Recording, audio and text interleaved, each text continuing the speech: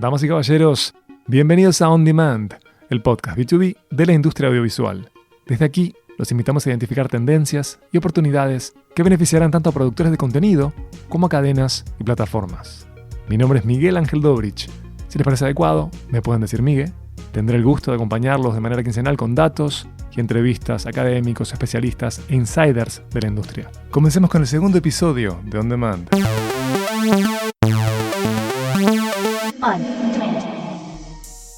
La pandemia aceleró tendencias, confirmó hábitos de consumo y en muchos casos complicó la logística de nuestros trabajos. Tengo presente a la productora Inés Laporta, quien ha estado detrás de múltiples cortos maravillosos, en diferentes roles en proyectos como Game of Thrones, Spider-Man Lejos de Casa, múltiples series y por supuesto Las Niñas, un largometraje que ha hecho historia en España. Recuerdo vívidamente cuando ella me narraba cómo afectó la pandemia la vida de rodajes y lo comparto con ustedes. Mira, te puedo comparar incluso ahora lo que fue en trabajar en un momento de pandemia en una serie a nivel nacional para España y ahora estoy viendo un poco la experiencia internacional, ¿no? Lo que te contaba un poco en su momento a nivel nacional, claro, las exigencias que han cambiado es que ahora hay una parte del presupuesto que se tiene que ir a cubrir pues todas las necesidades de mascarillas, de cambiarte la mascarilla cada 12 horas o cambiar 2 mascarillas cada 8 horas, vamos. Cambiar la mascarilla 2 veces durante el día, una persona que se encargue de todo el mundo, de todo el tema del COVID, ¿no? Es un nuevo departamento, por así decirlo, que se ha formado, que es dependiendo obviamente de las dimensiones del proyecto, a veces es una persona, que es como se está dando en las series españolas, o a veces son un departamento entero de 10 personas, como en la serie en la que estoy ahora, ¿no? Entonces, pues claro, la diferencia es muy grande, obviamente más que nada por la cantidad de gente que hay en rodaje, ¿no? En una serie española de media tú tienes unas 70, 80 personas de repente, de media en rodaje todos los días, y en una serie americana como la que estamos rodando ahora, igual tenés 400 personas en el set, ¿no? Entonces, claro, la gente pues hay que cubrir, ¿no? Eso, hay que llegar a todos. Y por otro lado, pues básicamente la dinámica sigue siendo un poco la misma, ¿no? Una vez a la semana nos hacen, en este caso, en la serie americana nos hacen una PCR directamente, todas las semanas nos hacen una PCR. En las series españolas nos hacían antígenos y dependiendo de lo que dieran antígenos o si había algún caso tal, pues ya sí que te hacían PCR. Y luego, pues obviamente, el tema en el catering todo individualizado, ¿no? Por ejemplo, ahora en este catering yo no puedo tocar nada. A mí me sirve el café o no sirve el café la gente de catering, te da la comida la gente de catering. Tú no tocas nada de la comida, ¿no? Todo te lo dan. Y eso sí que lo veo como mucho más estricto de repente, ¿no? que otras veces. El profesor Scott Galloway sostiene que el 2021 es el año de la gran dispersión, la macrotendencia que está impulsando el mayor cambio en nuestras vidas y en el mercado. ¿A qué se refiere con eso? Es bien sencillo. La dispersión es la distribución de productos y servicios de un área más amplia, donde y cuando más se necesitan. Esto se da eludiendo a gatekeepers, eliminando fricciones y costos innecesarios. Como saben, en 2020 muchas empresas pasaron por alto los canales tradicionales de distribución, como tiendas y cines, en favor de entregas más rápidas y contactless, como dice el prof Galloway. El mundo de las grandes plataformas de video on demand es un mundo, siendo diplomático, parcialmente oscuro para los productores. A veces pareciera que estos profesionales juegan a ciegas, y cada tanto, en grandes eventos institucionales, o en conferencias como la Code Conference, que lidera Kara Swisher para Vox Media, las plataformas comparten data. En la Code Conference, el co-CEO de Netflix, Ted Sarandos, dijo: We're trying to be more transparent with the market and with talent, with everybody, as to, because everyone wants to know, are you watching my show? Is my show being watched? And it's a big black box for mostly. Ted Sarandos afirmó que hay un espíritu de estar más abiertos a compartir información con diferentes actores, en sentido amplio, ¿no? Y mostró 2 placas que circularon en redes bastante. Una en donde se veían las pelis y las series con más horas de visualización en sus primeros 28 días, y la otra placa en donde se compartía el ranking de pelis y series consumidas por más cuentas. Por favor, tengan presente esto. Netflix considera una obra vista si tuvo por lo menos un play durante 2 minutos. Pero retornemos a la data, a la información. Sin querer ser injusto, esos datos compartidos por Sarandos sirven poco y nada para un productor. Y en paralelo, para mí fue una experiencia inquietante, ya que quedó a la vista cómo los casos de éxito son mirados y abandonados por las y los usuarios en nada de tiempo. hagan el ejercicio de dividir las horas por las cuentas. Pero tranquilos, hay métricas que pueden ser de utilidad para los creadores de contenido, como también para quienes buscan adquirir contenido. Justamente por ello es que viajaremos a Nueva York junto a Gabriel Farías para dialogar con Alejandro Rojas de Parrot Analytics.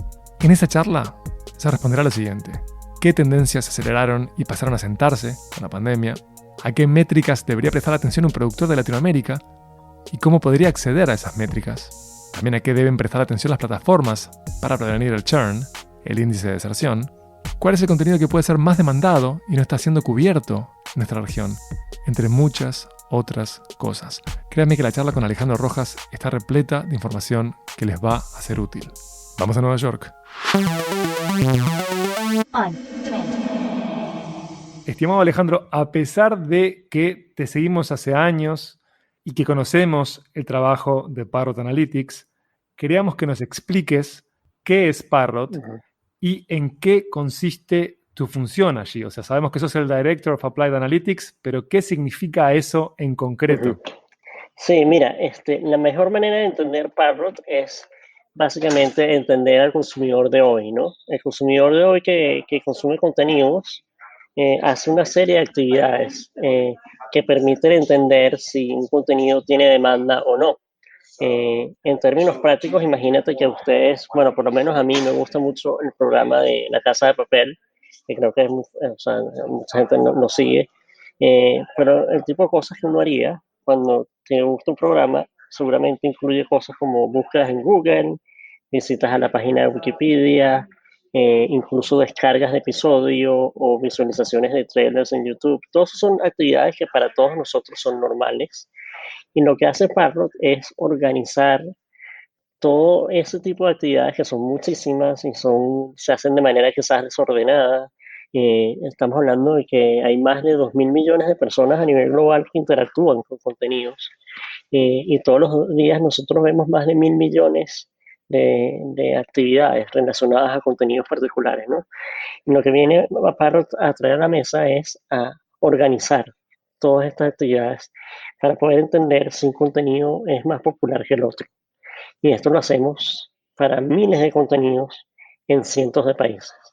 Entonces, claro, con esta información, de alguna manera tienes una pieza muy importante para poder entender el mercado, porque conoces cuál es la demanda que tiene un contenido.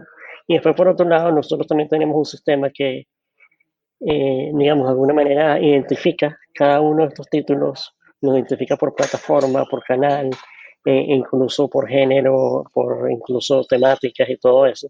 Entonces, eso te da una idea más de la oferta de contenidos como tal. Alejandro, ¿por qué tuvieron que desarrollar esta metodología y por qué las metodologías que se venían de medición actuales dejaron de ser efectivas o Parrot no considera que dejaron de ser efectivas? Lo que ha venido ocurriendo es una transición del modelo de negocios, ¿no? Porque el modelo de negocios tradicional de televisión se basaba en tratar de aglutinar la mayor cantidad de personas durante prime time, ¿no? Y en la medida que tenías más audiencia durante prime time, tú podías generar publicidad y en la medida que había más audiencia, generabas más ingresos a nivel de publicidad. Entonces, para ese tipo de modelo de negocio, en donde quizás los canales son, por más que sean limitados, porque a cualquier hora tú pudieras tener no más de 1.000 opciones, que suena mucho, pero en realidad es poco. Entonces, para eso te funciona bien el tener un panel, ¿no? Un panel que pueda de alguna manera extrapolar lo que está pasando a nivel de la población. Ahora, ¿qué es lo que ha sucedido en los últimos años? Bueno, ese modelo obviamente sigue existiendo y está bien, pero el modelo de televisión que está creciendo más rápido es el modelo más de lo que llaman directo al consumidor, ¿no? Direct to consumer.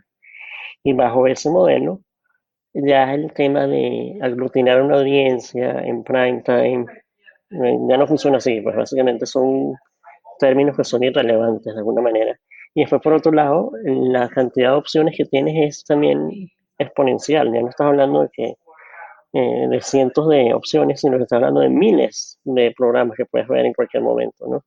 Entonces, bajo esa dinámica, si uno quiere establecer un panel, es imposible, básicamente, porque se vuelve muy complejo. O sea, básicamente es muy complejo y lo mejor es entonces tratar de utilizar más bien las tecnologías de Big Data para justamente aprovechar todas estas actividades que el consumidor hace y que lo haces a gran escala, para entonces después, en base a eso, analizarlo y poderte dar una mejor idea de efectivamente si esto es un contenido que al final del día va a hacer que una persona decida suscribirse o no. Porque ya no es un tema tanto de si lo vio o no lo vio, es un tema más de, ¿tienes a este suscriptor, sí o no? Y esa decisión puede ser, pasa a ser una decisión un poco más emocional, no es tanto, o sea, es un tema más de si te gusta el programa, si ese programa forma parte de tu vida. Y el poder conectar todas estas actividades es lo que te hace entender un poco si esa conexión existe o no. Entonces, por lo que estás diciendo, puede ser que tampoco, o también se quede corto. Si una plataforma liberara sus datos de popularidad de las series, también se quedaría corta la información. Claro, claro, totalmente, porque es una visión sesgada, ¿no? Bueno, de lo que está pasando en esa plataforma. Y por eso lo interesante de nosotros es que vemos todo. O sea, la idea es tratar de, en nuestra unidad de medición es el programa como tal, ¿no? Y ese programa, como vemos, la gente interactúa en ese programa de miles de maneras. Y la idea es que puedas hacer eso, pero para miles de programas, toda la oferta de programación que hay. Y con eso entonces tienes una manera de entender efectivamente qué tan importante es un programa relativo a otro o relativo a un catálogo. Hablamos, digamos, un pasaje de paneles de nivel muestrario representativos de una determinada comunidad Ujú, a Big Data. Y ujú. hablabas de 2.000 millones de interacciones por día y ustedes miden 1.000 Sí, millones de interacciones por día. ¿Por qué eso sería representativo o daría un dato válido, digamos, a tomar en cuenta? sí, sí, bueno, en estimado que nosotros tenemos que hay 2.000 millones de personas que interactúan con contenidos y dentro de esas personas siempre hay una serie de actividades que pueden hacer. Y nosotros a nivel de data, lo que tratamos es de justamente capturar la mayor cantidad de información posible. O sea, no es que hay como un límite, sino más bien el tema de Big Data es mientras más data mejor, porque eso permite tener un mejor entendimiento de lo que está pasando, ¿no? Entonces, por eso es que nuestras fuentes de datos son tan variadas como lo que puede ser si la gente le dio like en Facebook a la página de un programa, o si la gente vio el trailer, o si le dio, lo compartió, o incluso cosas como que si la descargaste, si lo comentaste. Hay tantas cosas que puedes hacer. Y lo que nosotros tenemos a la mesa es capturar todo eso y después tener bajo un algoritmo que hemos desarrollado que se llama Demand Rank, el poderle dar un peso específico a cada cosa que va proporcional al tiempo y el esfuerzo que toma hacer cada actividad. Porque al final, toda nuestra premisa básica se basa en lo que es en la atención, en la economía de la atención, lo que llaman la attention economy. Entonces, fíjate que con todo esto que hemos hablado, cantidad ilimitada de contenido que tienes para que tú puedas ver. La única cosa que es escaso es el tiempo. O sea, tú, yo, todos los que nos oyen, solamente tienen 24 horas al día, ¿no? Entonces, la manera de nosotros entender qué tan importante es algo es en la medida de que capturas la actividad que ese programa está generando, pero también un poco es esas actividades que se están haciendo, qué tanto tiempo toman, ¿no? Cuando combinas todo eso, tienes una métrica que es muy poderosa, porque te da un indicativo de cuál es la atención que estás captando de todo el público. Y como te digo, eso no tiene límite al final. O sea, nosotros más bien lo que tratamos de hacer es capturar la mayor cantidad posible o sea, mientras más data tenga, mejor. En un contexto de opacidad de analytics por cómo se comportan las plataformas, ¿a qué métricas debería prestar la atención un productor de Latinoamérica y cómo podría acceder a esas métricas? Claro, va a sonar un poco como parcializado, ¿no? Pero en realidad lo que yo he observado empíricamente es que la métrica de nosotros, que es demanda, que es el poder capturar todo esto a nivel de un contenido, es súper poderosa porque está correlacionada en un punto 99% con la cantidad de suscriptores que una plataforma quiere. O sea, en la medida que tú tengas más demanda, tienes más suscriptores, ¿no? Obviamente el modelo de estas plataformas es tratar de tener la mayor cantidad de suscriptores. Entonces, si yo soy un productor y tengo una serie, mi primer indicador tiene que ser, bueno, ¿cómo logro que esta serie tenga demanda, ¿no? O sea, cuando tú estás haciendo, tienes un proyecto, obviamente el proyecto te tiene que apasionar y eso es normal, pero también al final tú tienes que seducir a una audiencia, ¿no? Es como enamoras a esa audiencia. Y la manera de enamorar a esa audiencia o seducirla es teniendo la mayor cantidad de conocimiento posible sobre esa audiencia, cómo se comporta, qué es lo que le gusta, ¿no?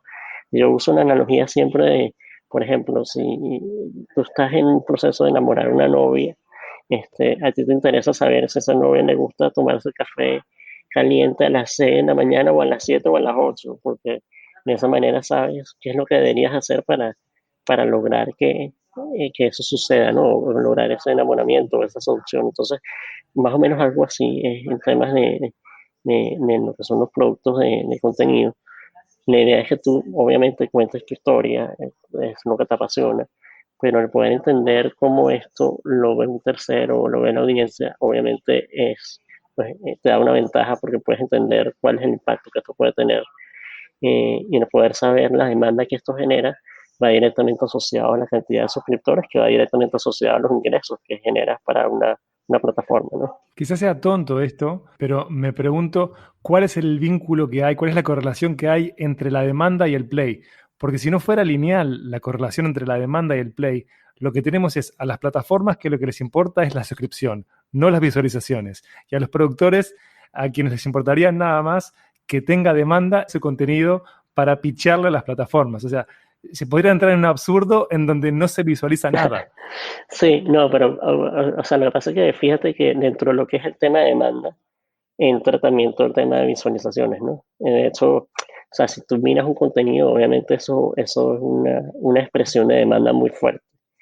Ahora, no es la única, ¿no? Y yo creo que ahí está el punto, porque al final sucede mucho. Me imagino que les ha pasado que de repente ven una serie y dicen, bueno, sí, la vi, pero no me cambió la vida y eso no va a hacer que te suscribas o no, a diferencia de, bueno, cuando logras una serie como, no sé, un Game of Thrones o un Succession o series que al final tienes como que un fanatismo por ella, que dices, no, me tengo que suscribir a HBO Max porque está Game of Thrones. ¿Sí?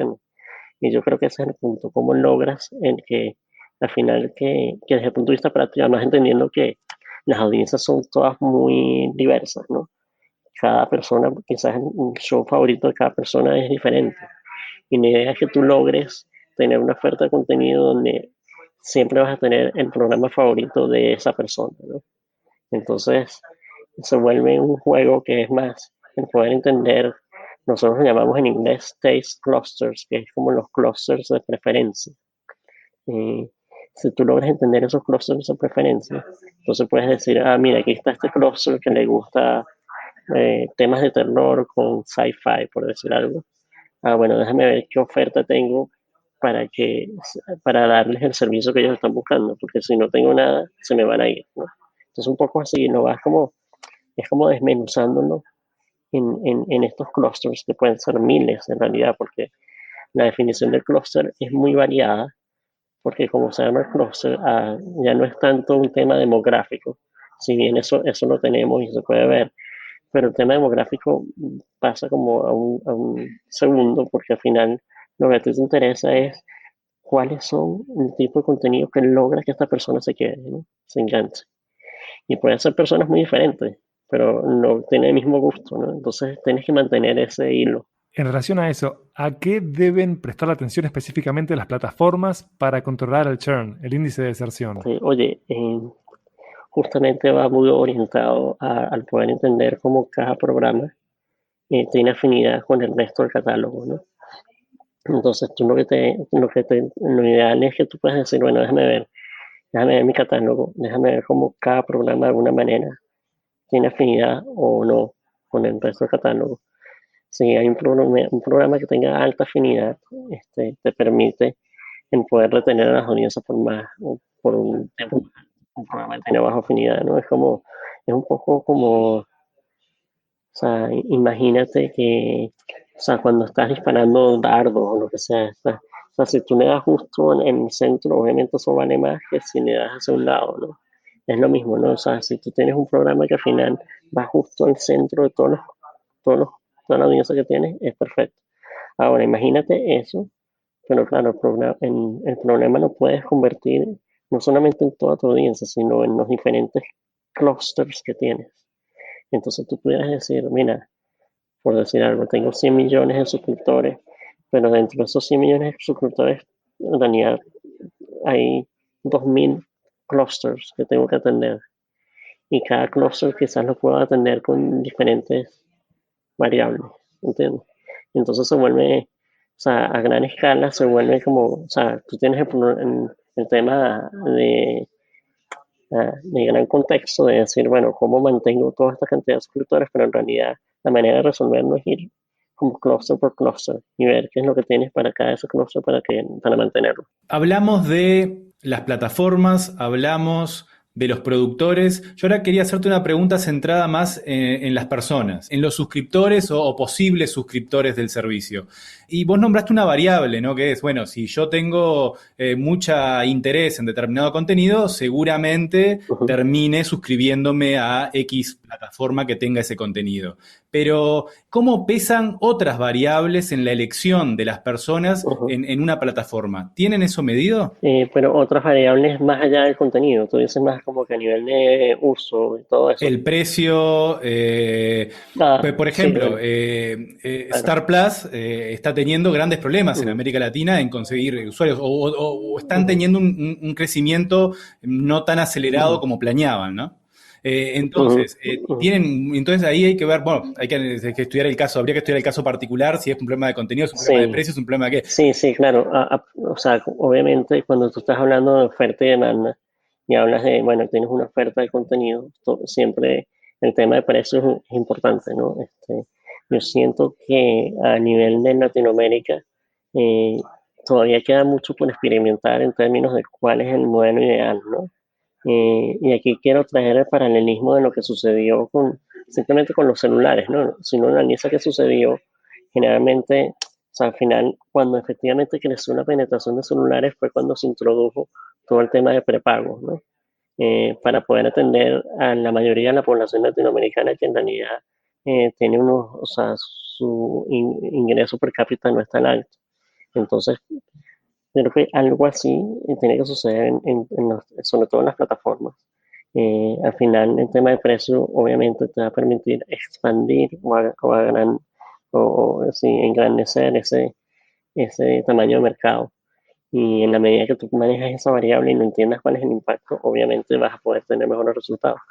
Pero son las dos cosas van de la mano, ¿no? Yo siento que la oferta de contenido y el precio, obviamente, son las dos cosas, como cualquier bien, ¿no?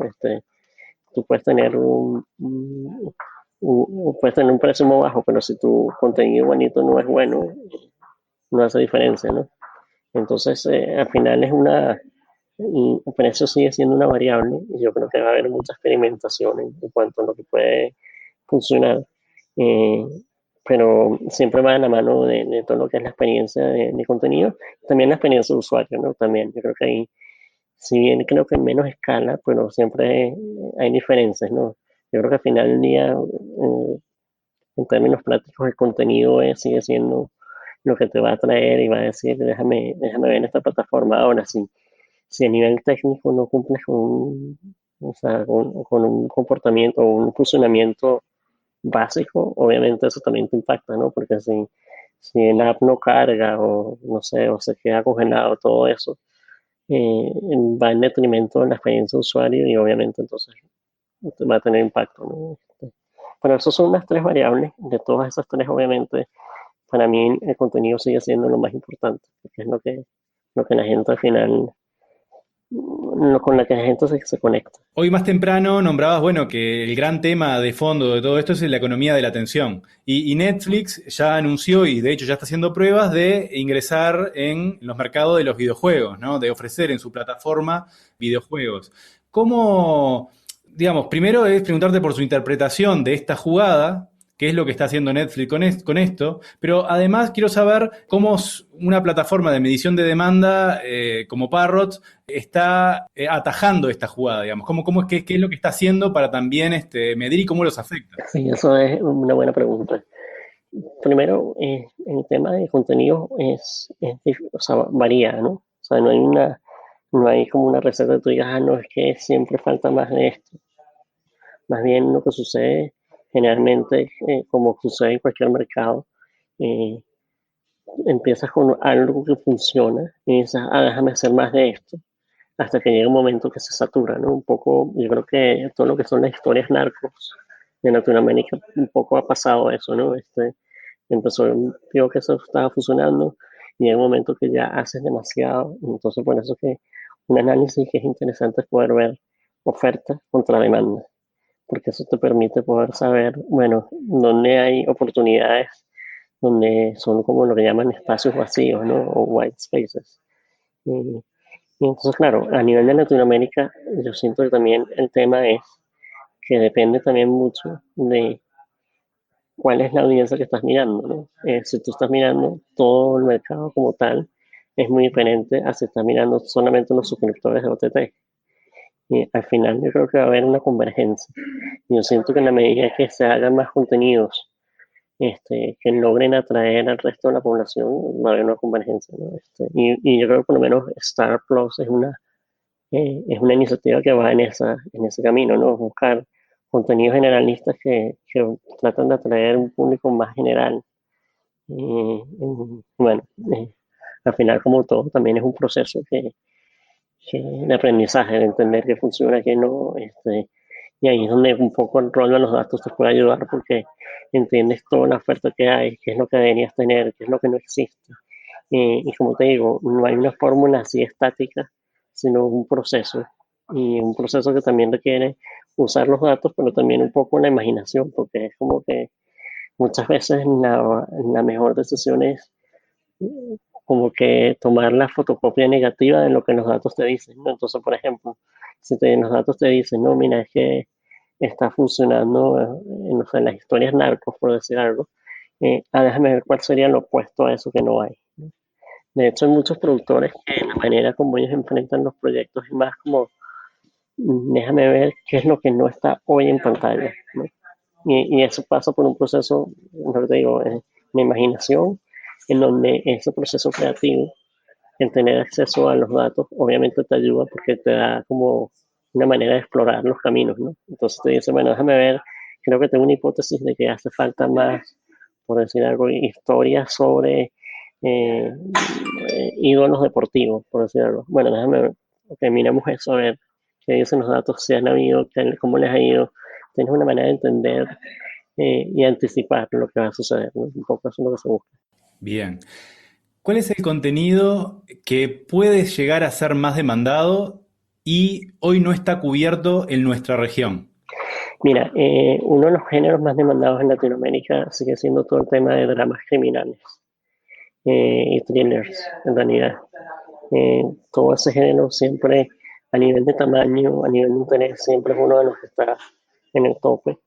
Y bueno, y te das cuenta también porque quizás las series en español que han logrado más resonancia a nivel mundial también están dentro de ese género, ¿no?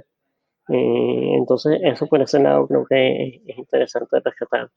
Después tienes otras cosas, elementos quizás más particulares, pero por ejemplo, todo el tema de comedia puede tener mucha demanda local, pero son contenidos que terminan viajando un poco menos, ¿no?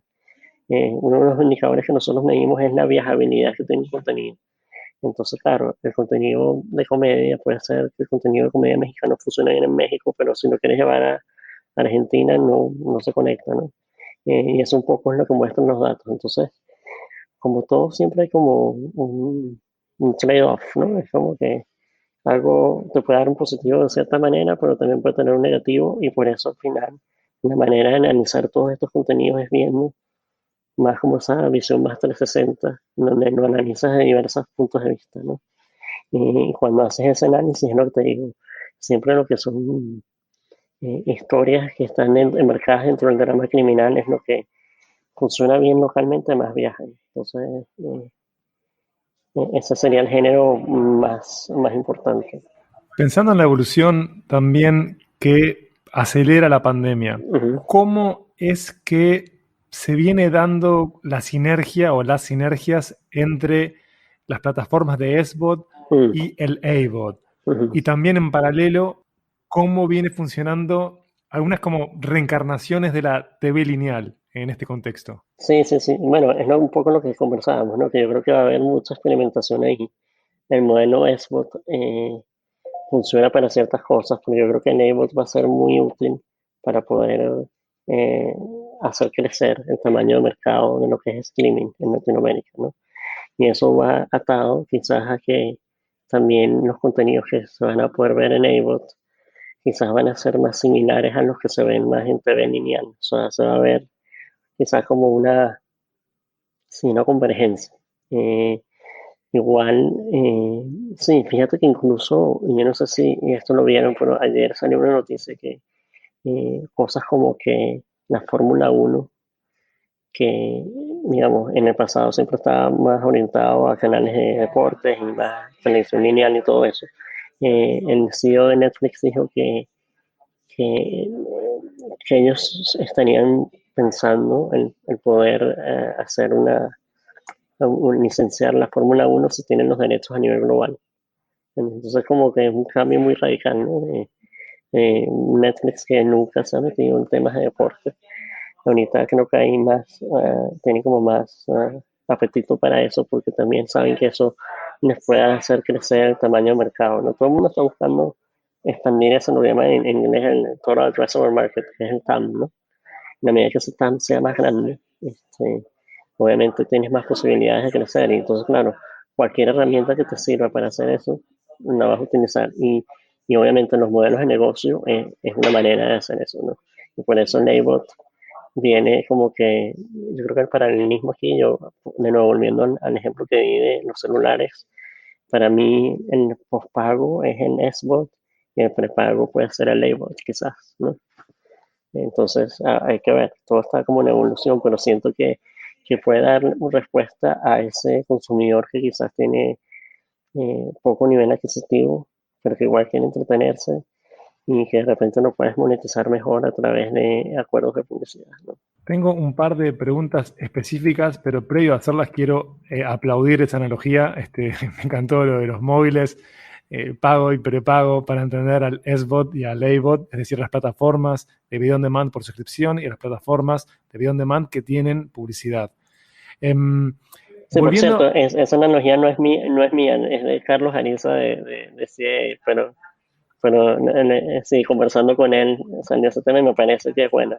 es buena, tiene trademark, pero es muy Mm, buena, es muy buena. sí, sí, sí, sí. Volviendo a la animación, ¿no? Volviendo Ujú, a como esperable pico de consumo animado, y sobre todo me imagino que considerando, no sé, los momentos en los que diferentes mercados ujú, tuvieron a los niños sin clases o que tenían a los niños teniendo clases en su casa. También hubo una especie de boom de ujú. proyectos animados para adultos. Ah, Este, ¿Es sostenible este camino? O sí, sea, ¿qué data tienen en relación a sí. el continente de la animación en plataformas de video on demand? Mira, es que es lo que te digo, todo lo que es el tema de niños y también el tema de animación son los dos géneros que están creciendo más rápido. Entonces, en términos prácticos, yo siento que hay una demanda ahí. Este, la gente está buscando la manera de poder atender a estos segmentos. Ahora, yo creo que la gran pregunta, y aquí hay como varias apuestas, si uno mira lo que pasó con el deal de Sony que compró Crunchyroll, se lo compró AT&T, eso fue recientemente. Es una apuesta más a que, bueno, hay gente que se va a suscribir solamente para este tipo de contenido, ¿no? Porque la idea es consolidar todo lo que es el anime, animation, bajo un mismo paraguas, ¿no? Y entonces la apuesta ahí, en ese caso, es como que están más los superfans de este tipo de contenido que se van a suscribir solamente a eso, que quizás puede ser, o sea, está por probar que eso sea verdad o que sea más como que más bien lo que está creciendo es más lo que son los casual fans, que para mí los casual fans son personas que no necesariamente están dispuestos a suscribirse a una plataforma de animation solamente, pero que dentro de su suscripción normal sí les gustaría como ver que sea eso uno de los programas favoritos que tener. De repente no es el más favorito, pero sí te sirve como para retener a las audiencias, ¿no? Dependiendo de qué tan grande es cada uno de estos segmentos, si los superfans es más grande que los casual fans, eso es lo que, digamos, yo creo que el mercado todavía está como en ese proceso de entendimiento. Pero poder medir esas dos cosas te va a poder saber, efectivamente, entender un poco hacia dónde va este mercado, ¿no? Y cuál es la mejor manera de atacarlo, ¿no? Porque la estrategia es tipo Sony, que es, vamos solamente con eso, o tipo un Netflix, incluso un HBO Max, que no tienen como dentro de su oferta de contenido, ¿no? Es interesante que esté siempre presente esta como modalidad beta, ¿no? De ir midiendo para poder reaccionar, complementando con información hasta por fuera de la plataforma. Y nosotros también como usuarios también estamos en modo Claro, beta, ¿no? Estamos claro. siempre probando de una oferta que es cada vez más grande. Sí, Formalmente podríamos con terminar la eso. entrevista ahora, pero hay algo que está zumbando en mi cabeza que me intriga. Vos estás ahora en la costa este, en Nueva York, ¿no es cierto? Sí, correcto. Pero tenés un acento con alto swing. Quiero saber de dónde Ah, es que venís, porque tenés un soy gran acento. venezolano, Con venezolano. razón, con Sí, razón, sí, porque creo que tengo un acento súper venezolano, ¿no? había mucho swing acá. Nosotros tenemos el pésimo acento uruguayo. Es un acento que es como Ajá, feo, pero vos le estabas metiendo como gran onda cuando estabas hablando.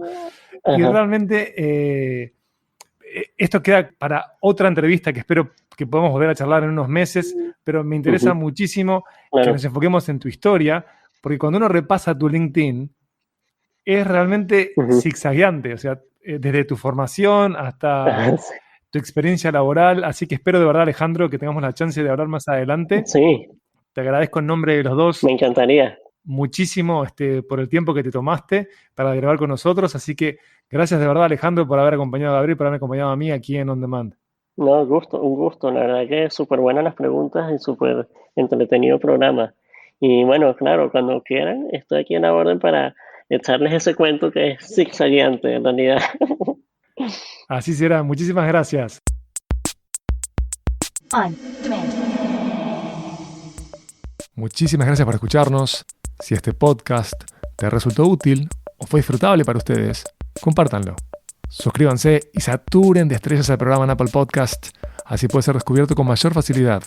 Mi nombre es Miguel Ángel Dobrich y si lo desean, me pueden ubicar por Twitter en @Miguel Dobrich. On Demand fue producido por Dopcast para Todo TV News.